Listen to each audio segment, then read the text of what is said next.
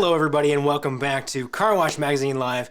I am your host, Matt DeWolf, Editor-in-Chief of Car Wash Magazine, and your host on this adventure we call Car Wash Magazine Live. So here we go, friends. It is 2022. It's a brand new year. Hopefully, you've all had some time to reflect and recharge and reload a little bit, but just enough time that now you can leave that in the dust and power forward into 2022, because that's what we're doing. We've got the past 24 months or so of this program. We've spent lots of time bringing you great stories, lots of positive inspiration, ideas for your business, some terrible jokes or good jokes, depending on where you land on the spectrum of that. I think they're all amazing. And a lot of great content for you. Guess what? We're going to switch things up a little bit here in the new year because we've noticed some things, all right? So one of those things is that our time, all of our collective time, is super valuable, right? And so for you to spend the time with us, I really appreciate it. But we're going to make it easier for you to get the things you want and the tidbits that you need for your business faster. So we want to be respectful of that. We're going to take each of these episodes. We're going to give you the information you need as fast as we possibly can. And then once a month, we're still going to bring you those powerful panels. So we're going to make sure that you're seeing the great marketing insights, the great talent management stuff. We're going to bring you some operational panels. We're going to bring that stuff to you in a concentrated format so that once a month you can make some time for it. You can set aside some time and tune in, and we can have a conversation around that and really get into it. But the rest of that time, we're giving you quick stuff. We're giving it to you in ways that you can digest it. And we're going to lead you toward other places where if you do have time, you can get some of that content. So for example, in today's show, I've got a rundown of things for you because guess what? While we may have been recharging a little bit, this industry is not slowing down, friends, and it was busy over the break, right? The break. So we've got a little bit of a news angle for you here, and then I've got a super quick conversation that I want to share with you that you can get the rest of a little bit later. So, real quick, y'all, can you even take it that we are back in my studio office here? This is Car Wash Magazine Live Studios, live from Minneapolis. Thanks for joining us. This week, here are some headlines for you. So here's what's going on. Crew Car Wash. Okay, we all know Crew and Mike's and that whole family. Crew was honored as Best Place to Work by Glassdoor. So that's pretty awesome. That's a really good thing to stick in your cap, especially right now as we're all trying to find great people and get them to come work with us. So kudos to Crew Car Wash for that. Obviously, we've got lots of acquisition and openings going on. So Mammoth Holdings, they continue to go gangbusters. Congratulations to them. So does Magnolia Wash Holdings. We're going to learn more about their story here in an upcoming show. We're going to have them on and talk to them. Love Car Wash, you may have seen some of this news. They're coming on to the market very hot. Lots of acquisition activity coming from them. We're going to talk to them on a future program as well. Quick Quack seems to be picking up some steam here in 2022 so far. Champion Express continues their expansion. See if you can say this 10 times fast. Express Wash Concepts, they also continue to grow, and they're doing some great things in their community. In one of their recent openings, they raised more than $10,000 for the community there, so kudos to them. And then on the supplier side, we've got one little bit of news for you. There's lots of news going on, but Suds has partnered with Retention Express. All right, so and they do exactly what they say. They help you retain customers. So they're going to be looking at some new offerings coming down the pipe that way. Now, hello to all my friends out there. Hey, Tom Tilford, good to see you back. Hey, Kate Almanza, good to see you. Glad everybody's joining us. We're going to do a quick conversation here for you in just a second. This was a conversation we had at the Car Wash Show in Las Vegas. Guess what? We're going to do these again coming up in May. I know it's a quick turnaround in terms of having the two shows so fast, but lots of value for you, lots of great content coming. If there's something that you want to see as we put these panels together and as we bring these people to share their stories with you live at the Car Wash Show in Nashville, May 9 through 11, make sure you let me know, mdewolf@carwash.org, or post in the comments below, and we'll make sure that we get that content covered for you. So, without further ado, let's take you back a little bit here to a little bit of a brand conversation that we had at the Car Wash Show 2021. In a recent ICA consumer study, only 39% of customers know the name of their car wash. So you might think, well, that's not very good. Maybe I just need to put car wash on the side of my building and not have a brand. We're going to argue that that's a great opportunity for you to build brand recognition, to build customer loyalty, and to make your business better. So let's get into brand, because oftentimes we like to think that brand is a logo, and brand is colors, and brand is pretty things. It's sort of that. That's a component of brand. So let's start with a little bit of brand definition. I want to hear each of y'all's approach to this, because people have come at this a little different way. And let's start with Alivia. If you could just kind of share your approach to branding. I think that branding is pretty much the foundation of your business. There's a lot of different components to it. The marketing and the logo part is great, but if you don't have your team and everyone on site carrying your vision out day to day, it kind of means nothing. So it's your mission, your vision, the experience that you're giving the customers, and then of course your name and your logo is the creative, fun part of it that you can, disseminate everywhere and get customers that way. Yes, excellent. How about you, Justin?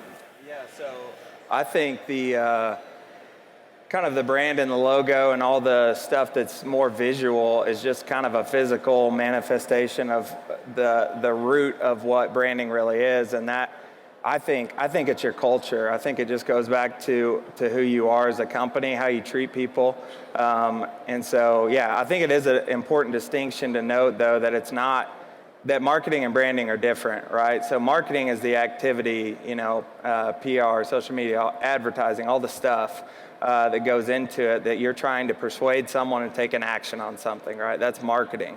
But branding is people's gut feeling about you when they see your logo or when they hear somebody talk about you. It's what they feel inside. Excellent. Anne, how about you? I mean, reinforcing what my colleagues up here have said, it really is a culmination of multiple aspects of your business strategy.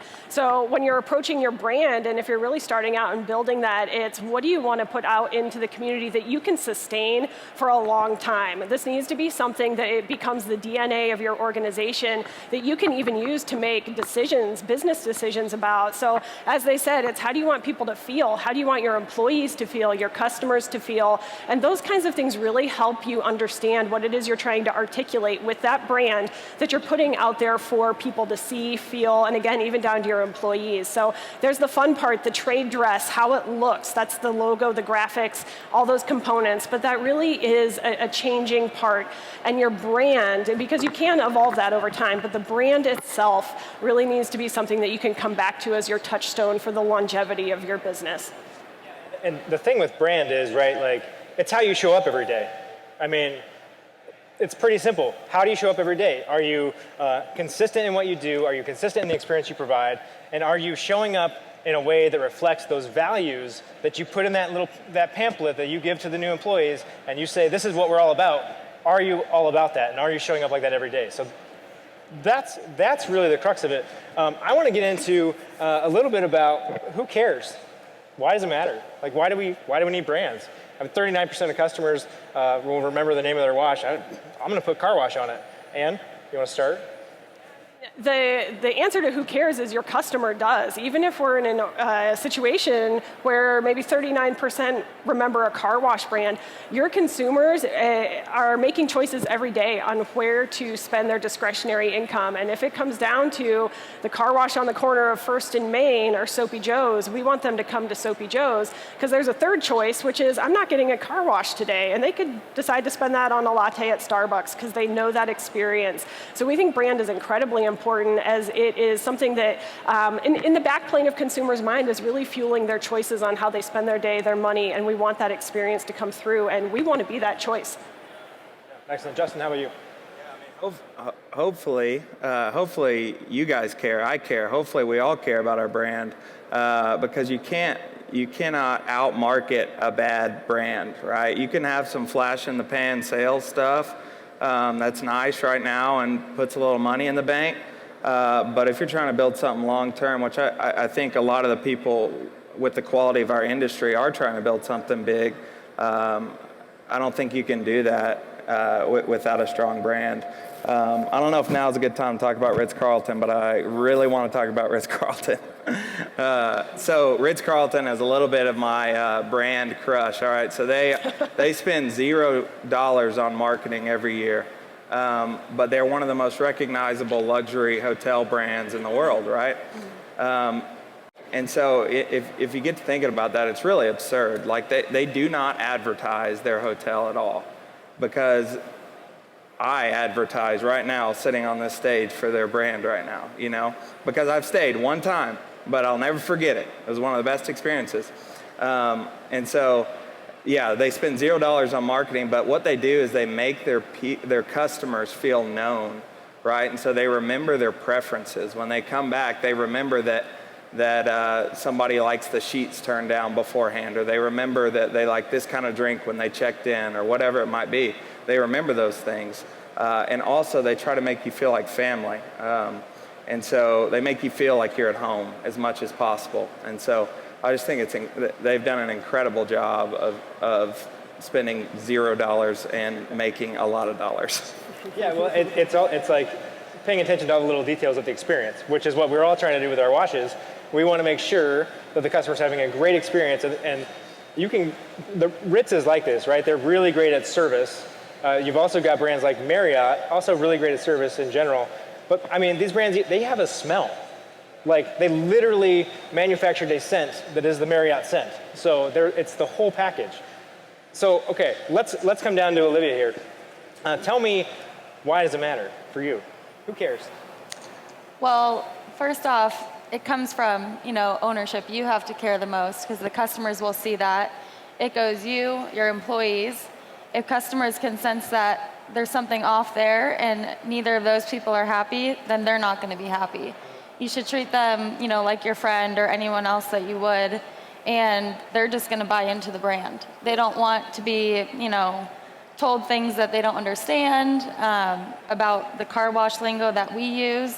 They just want, a good experience, and they want something that is involved in the community, and it's not just, oh, I have to go get my car washed. It should be, I love going to the car wash, and I think that that's something that hasn't always been that way. Yeah, I love that. You mentioned something in that that I think is an entirely different panel, but it's this concept of using insider jargon, right, to market our products. We'll put that on another panel, because I think that that's really important for us to think about in terms of, if I'm the customer, I don't really care or know what ceramic is.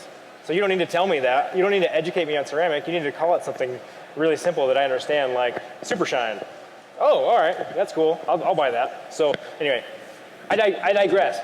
I have lots of passion points around this subject. So. Really love the conversation that started there with our friends on that marketing panel. That full conversation, you can get that on our YouTube channel. Right now, it's part of the full day of programming that we did stream from the Car Wash Show 2021. I'm about to release that, about to drop it as a podcast episode, audio only for you this afternoon.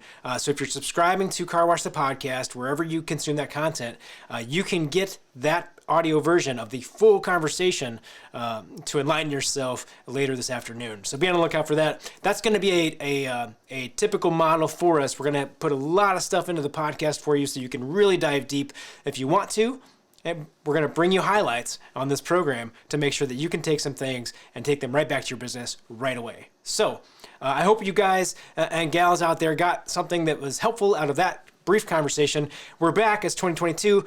I can't get out of here without a joke. So friends, really quickly, what is the best way to watch a fly fishing tournament?